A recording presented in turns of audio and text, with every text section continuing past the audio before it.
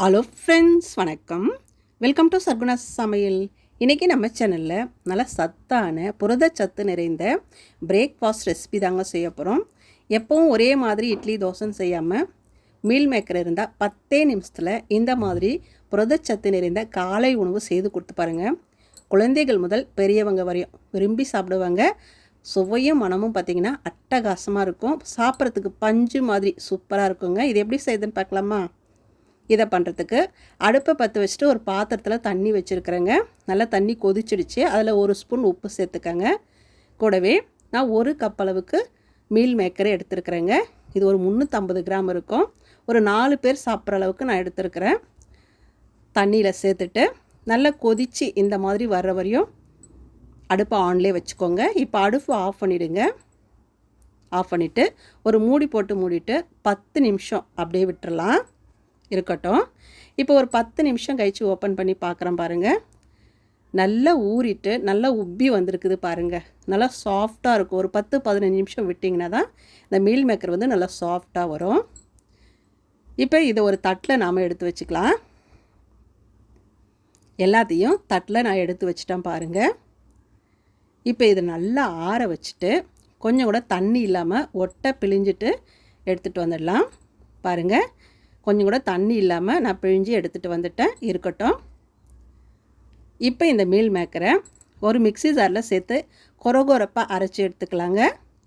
நான் பாதியாக போட்டு அரைச்சி எடுத்துக்கிறேங்க. முதல்ல ஒரு பாதி இந்த மாதிரி அரைச்சி எடுத்துகிட்டு வந்துட்டேன். கொஞ்சம் கொரகொரப்பாக அரைச்சி எடுத்துக்கோங்க, அப்போ தான் ரொம்ப நல்லாயிருக்கும். இப்போ அரைச்சதை ஒரு பவுலில் மாற்றிக்கலாம். மாற்றிட்டு மறுபடியும் மீதம் இருந்ததையும் அரைச்சி எடுத்துகிட்டு வந்துட்டேன் பாருங்கள். தண்ணியெலாம் ஊற்ற தேவையில்லை, அப்படியே அரைச்சி எடுத்துகிட்டு வந்துடணும். எல்லாத்தையும் நான் சேர்த்துட்டேன். இது கூடவே ஒரு பெரிய கேரட்டு தோலெல்லாம் சீவிட்டு கேரட் துருவிட்டு சேர்த்துக்கங்க. கூடவே ஒரு குடமிளகாயை நல்லா பொடியாக நறுக்கிட்டு சேர்த்துக்கலாம். கூடவே ஒரு பெரிய வெங்காயத்தை நல்லா பொடியாக நறுக்கிட்டு சேர்த்துக்கங்க. இது கூடவே ஒரு தக்காளியை வந்து உள்ளே இருக்கிற சதப்பகுதியெல்லாம் எடுத்துட்டு மேலே இருக்கிற சதப்பகுதியை மட்டும் கட் பண்ணி சேர்த்துருக்குறேன். கூடவே ஒரு 2 பச்சை மிளகாய் சின்ன சின்னதாக நறுக்கிட்டு சேர்த்துருக்குறேங்க. குழந்தைங்களுக்கு கொடுக்குறதா இருந்தால் பச்சை மிளகாயை குறைவாக சேர்த்துக்கங்க. கூடவே ஒரு கைப்பிடி அளவு கொத்தமல்லி இலைகளை நல்லா பொடியாக நறுக்கிட்டு சேர்த்துக்கலாம். இப்போ இது கூடவே ஒரு 3 முட்டையை நான் வந்து ஒடிச்சு ஊற்றிக்கிறேங்க. உங்களுக்கு முட்டை வேணான்னா இதுக்கு பதிலாக நீங்கள் கோதுமை மாவு கொஞ்சம் சேர்த்து அடை மாதிரி தட்டி கூட சாப்பிட்லாம், ரொம்ப நல்லாயிருக்கும். இப்போ இதுக்கு தேவையான அளவு உப்பு சேர்த்துக்கலாம். ஒரு 3/4 ஸ்பூன் உப்பு சேர்த்துருக்குறேங்க. சேர்த்துட்டு நல்லா இதை இந்த மாதிரி எல்லாம் ஒன்று சேர வர மாதிரி கலந்து விட்டுக்கலாம். இந்த அளவுக்கு கலந்து விட்ட பிறகு இப்போ கொஞ்சம் ட்ரையாக இருக்கிற மாதிரி இருக்குது. இன்னும் ஒரு 2 முட்டையை நான் ஒடிச்சு ஊற்றிக்கிறேங்க. உங்களுக்கு முட்டை எந்த அளவுக்கு முட்டை பிடிக்குன்னா உங்களுக்கு எந்த அளவுக்கு முட்டை வேணுமோ அந்த அளவுக்கு நீங்கள் உடைச்சி ஊற்றி செய்துக்கலாங்க, உங்கள் விருப்பம்தான். சேர்த்துட்டு இதை நல்லா இந்த மாதிரி ஒன்று சேர கலந்து விட்டுக்கலாம்.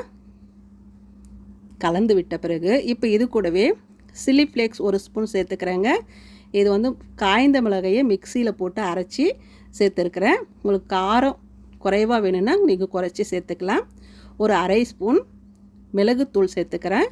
குழந்தைகளுக்கு கொடுக்குறதா இருந்தால் இந்த சில்லி ஃப்ளேக்ஸும் மிளகுத்தூளும் நீங்கள் குறைச்சி கூட சேர்த்து செய்துக்கலாம். உங்கள் விருப்பம் போல் காரத்துக்கு தகுந்த மாதிரி கூட குறைச்சி பார்த்து சேர்த்துக்கங்க. சேர்த்துட்டு நல்லா இந்த மாதிரி கலந்து விட்டுக்கங்க. அவ்வளோதான், இருக்கட்டும். இப்போ அடுப்பை பற்ற வச்சுட்டு ஒரு வானல் வச்சுக்கோங்க. அதில் எண்ணெய் தொடச்சிக்கலாம். எண்ணெய் தொடச்சிட்டு நம்ம கலந்து வச்ச கலவையிலிருந்து எடுத்து இதில் சேர்த்துக்கலாங்க. ரொம்ப மெல்லிஸாக செய்ய வேண்டாம், கொஞ்சம் மொத்தமாக இருக்கணும். அப்போ தான் வந்து இந்த பீஸா சாப்பிட்ற மாதிரி ரொம்ப நல்லாயிருக்கும் பார்க்குறதுக்கு. நல்லா முட்டையெல்லாம் போட்டு இருக்கிறதுனால நல்லா உப்பி வரும், பன்னு மாதிரி இருக்கும். பார்க்குறதுக்கு சாப்பிட்றதுக்கும் ரொம்ப நல்லாயிருக்கும். இதை நல்லா பரப்பி விட்டுட்டு இந்த தக்காளியில் இருக்கிற மேல் சதப்பகுதியை வந்து கொஞ்சம் கொஞ்சமாக கட் பண்ணிவிட்டு அங்கங்கே வைக்கும்போது குழந்தைங்க வந்து பார்த்த உடனே சாப்பிட்ணுன்னு தோணும். நல்லா வாசனையாகவும் இருக்கும், டேஸ்ட்டும் ரொம்ப நல்லாயிருக்குங்க. கூடவே கொஞ்சமாக கொத்தமல்லி இலைகளை மேலாக்க தூவி விட்டுக்கங்க. அடுப்பை வந்து ரொம்ப குறைவான தீயில் வச்சு தான் இதை வேக வைக்கணும். மூடி போட்டுட்டு ஒரு 5 நிமிஷத்துக்கு நல்லா வேக வச்சு எடுத்துக்கலாம். இப்போ பாருங்கள், ஒரு 5 நிமிஷம் நல்லா வெந்துடுச்சு. இப்போ அப்படியே ஓரத்தில் இப்படி எடுத்து விட்டுட்டு திருப்பி போட்டுக்கலாம். வாசனை அவ்வளோ சூப்பராக இருக்குதுங்க. இப்போ ஒரு தட்டை இந்த மேலே வச்சுட்டு அப்படியே கமுத்து விட்டிங்கன்னா இந்த மாதிரி வந்துடும். அதுக்கப்புறம் மறுபடியும் அதே கடாயில் நம்ம சேர்த்துக்கலாம். சேர்த்துட்டு இப்போ ஒரு 2-3 நிமிஷம் இருந்தால் மட்டும் போதும். மூடி போட்டுட்டு அடுப்பை குறைவான தீயில வச்சு தான் வேக வைக்கணுங்க. இல்லைன்னா அதிக தீயில வச்சிங்கன்னா கருகி போயிடும். இப்போ மறுபடியும் அதே மாதிரி தட்டை வச்சுட்டு இந்த மாதிரி திருப்பி போட்டுக்கோங்க. பார்க்கும்போதே பாருங்கள் அவ்வளோ சூப்பராக இருக்குது. அவ்வளோதாங்க, புரதச்சத்து நிறைந்த மீல் மேக்கர் எக் ஆம்லெட் சூப்பராக தயாராகிடுச்சு பாருங்கள். பீஸா கட்டர் வச்சுட்டு இந்த மாதிரி கட் பண்ணி கொடுத்து தான் பாருங்களேன், யாருமே வேணான்னு சொல்ல மாட்டாங்க, திரும்ப திரும்ப செய்ய சொல்லி கேட்பாங்க. அந்தளவுக்கு ருசியும் மனமும் செம்மையாக இருக்கும். ஒன்று சாப்பிட்டாவே வயிறு ஃபுல்லாகிடும். டயட் இருக்கிறவங்க சாப்பிட்லாம், வெயிட் லாஸ் பண்ணணும்னு நினைக்கிறவங்க சாப்பிட்லாம், புரதச்சத்து குறைபாடு இருக்கிறவங்களும் சாப்பிட்லாங்க. ருசி பார்த்திங்கன்னா அட்டகாசமாக இருக்கும். கண்டிப்பாக மிஸ் பண்ணாமல் இந்த மாதிரி ஒரு முறை செய்து பாருங்கள். செய்து பார்த்துட்டு எப்படி வந்ததுன்னு கமெண்ட்டில் சொல்லுங்கள். இந்த வீடியோ பிடிச்சதுன்னா சர்குணா சமையலுக்கு சப்ஸ்கிரைப் பண்ணுங்கள், லைக் பண்ணுங்கள், கமெண்ட் பண்ணுங்கள். மறக்காமல் உங்கள் தெரிஞ்சவங்களுக்கு நிறைய ஷேர் பண்ணுங்கள். அப்படியே பக்கத்தில் இருக்கிற பெல் பட்டனை அழுத்தி விடுங்க. நன்றி, வணக்கம்.